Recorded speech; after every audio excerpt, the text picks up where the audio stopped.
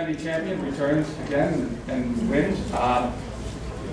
Third time here in New York, third time for Paula. She moves into second place behind Greta Bates, who had 9 and presented Paula something special today on our all-time list. We'll have a comment from Paula about today's race, and then we'll open it up for questions. Paula? It's just that I'm really pleased. It was my goal to come here and to win it for a third time, and just got a tiny little way to the way of achieving what Greta achieved. And so I'm happy to do that, and thank you very much to all of the people in New York for all of the support we got out there. We'll have questions. Jerry, right here. Well, my mile 21 or so was reduced to you, even though you ran 5:12 mile. You put her away. Is that, did you purposely just put the hammer down there and finish it off? Not really. I think it was always my goal. I mean, I kind of talked about it with my husband before and said that I have to run negative splits this time. So he really feel comfortable halfway, even feel comfortable First Avenue, and then the last 6 miles kind of really start to pick it up a little bit. So that just coincided, I think, with the fact that there were 2 of us away when I decided to pick it up. Also, once we turned to come back along Central Park, it was more sheltered and there was a lot less wind exposure out there. So I think it just probably all came together. John Powers. Thinking of who's with you late in the race, is it mentally comfortable to know that one is a 40-year-old woman and the other is a woman who never won this time? I don't know, because I mean the marathon's like an unknown event, so I think you always have to respect everybody and look to the unknown all the time.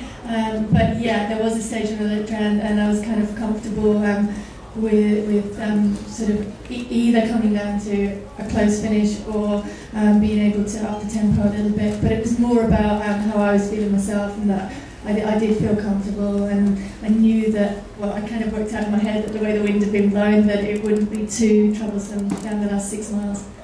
We're going to go here to Jim, and then back. Well, you said, we talked on Thursday, that you like the hard training, you like, the best part of running is running hard.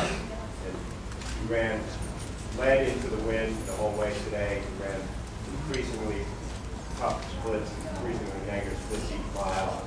Was it just basically a contest of wills, like I'm going to show the rest of us, let's see who's the toughest, hardest person in the field? Not really. I mean, I think it was just almost by chance. I kind of ended up at the front. Nobody else wanted to lead across the bridge, and it was really windy across that bridge. And then I looked back, and it was just like everybody was in single file behind me. It's like, come on, we've got the whole row. But and it was coming from the side anyway. But nobody. Every time I dropped back, nobody else wanted to lead. At drink stations, sometimes people would go in front, but didn't seem like anybody else wanted to lead. And I kind of didn't feel comfortable going too slow. I wanted to just keep it a controlled tempo while not taking too much out, making sure that I was very comfortable at the half. And like I say, I was able to pick it up the last 6 miles. That wasn't real hard. Some of it seems to win, but no, I mean I wasn't. I deliberately was trying to keep some back.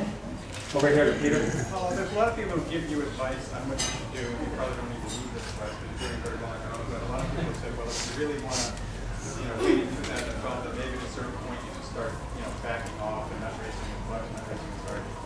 As you look to 2009 and 10 or so, what do you think you will do? Do you think you'll sort of back off, or do you think you'll want to continue to try and run some marathons a year?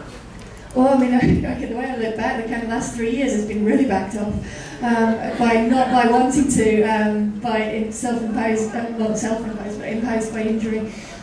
So I kind of feel like I really want to get out and race more, but shorter distances. So yeah, certainly wouldn't go above racing like 2-3 marathons a year. We'll go over here and then back to Barbara. Over. Hey, Barbara, congratulations. So, racing, are we going to see Boston anytime soon?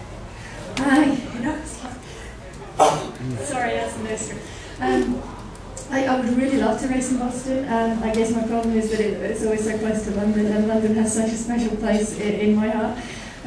But yeah, I mean, I really want to go to Boston, I really want to go to Berlin. I would like to sort of have been to all of the big five.